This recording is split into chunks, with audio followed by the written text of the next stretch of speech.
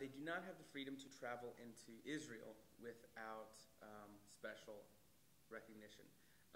But let's also keep in mind that Egypt has also blockaded the Palestinians. So it's definitely a problem. My cousin, she's 21 years old. She's been to Jerusalem once her whole life. And it is always her dream to go. If I had a car and there were no checkpoints or anything, I could get there in an hour from the city, maybe less than an hour. It's like a drive from Round Rock to UT. But for her, when she went that one time, it took her an entire day to get there. The Palestinians do deserve a state or some amount of autonomy, but in order for that to be gained, all terrorist activity has to stop. They give us our own police, but they're only allowed to operate in Nablus from a certain time in the morning to a certain time in the night, and then they're not allowed to do anything. So it's almost a joke. It's almost like they're laughing in our faces. Okay, Hamas is an Islamic fundamentalist organization that was founded in the late 80s. It's modeled after the Muslim Brotherhood, which is an Egyptian organization that was founded in the 1930s. Hamas garnered so much support because they do a great job of establishing schools and healthcare, cleaning the roads, basic public services. Just like the Muslim Brotherhood did in Egypt, they operated as sort of a separate government. And the failure of Fatah and the PLO to give the Palestinians what they wanted gave rise to Hamas. And in their charter, one of the first stanzas, I guess, in the charter is that their goal is to create an Islamic Palestinian state in all of Israel, not just the territories that were granted to the Palestinians by the United Nations. What Hamas is fighting for, lots of people, I'm not going to lie, it's a religious organization. But what they've done and what they're fighting for, and they've said it numerous times, is the 1967 borders. The 1967 borders are recognized as the true borders between the West Bank and Israel. Hamas is recognized by the UN and by other organizations as a terrorist organization. I mean, it takes responsibilities for suicide bombings. It makes it really hard to have peace when you have this terrorist organization running people. The form of terrorism that we now see today didn't really start to take root until the 1960s with this founding of the Palestinian Liberation Front, or Palestinian Liberation Organization, PLO. And that's when the Palestinians sort of realized that the Arab countries weren't going to get rid of the Israelis in a conventional sort of warfare. And in the 1970s, with the growth of a lot of Marxist leftist groups in general, you see the rise of secular Palestinian terrorist groups that used hostage-taking, bombings, and assassinations as their modus operandi. The gist is that there's a large deal of humiliation on a day-to-day basis that the Palestinians feel due to Israeli occupation. And every now and then this explodes in terms of violence on the Palestinian side through suicide bombings, though those haven't been occurring very much recently. I think there's been one recently in the past month or two.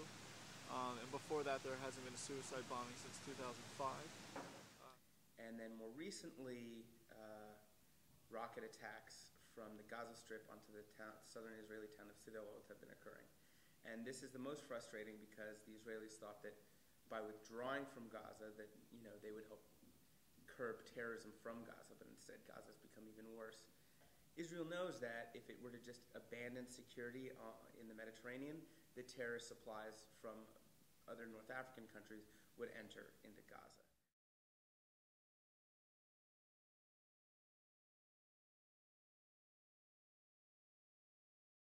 While I abhor the rockets, and I think they are terrorism, Israel's terrorism is much greater.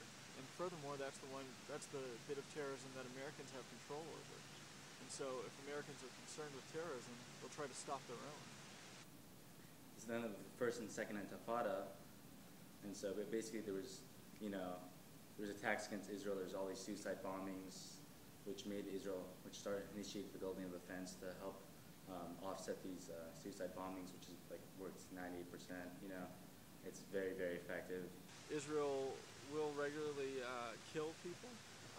For example, there's a huge wall which Israel has built to try to steal Palestinian land. And if if any Palestinians get near that wall, including children who are just running and playing, if there's a guard tower nearby, they might be shot. It's happened many times before.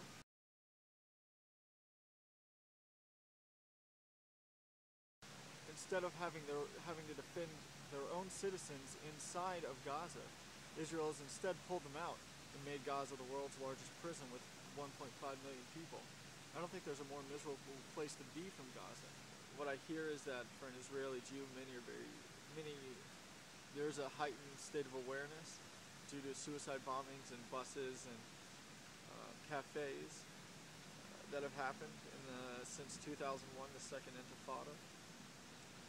And though they're able to go about their lives very well. They have high standards of income. They have water, often because it's stolen from the Palestinians. Israel is still providing water and electricity to the Palestinians in Gaza. Most water and electricity is from Israeli sources. They have fantastic health care, et cetera, et cetera. The Palestinians have dismal lives, many of them. I don't want to say that there's no happiness in their lives, but the standard of living and the conditions are much worse.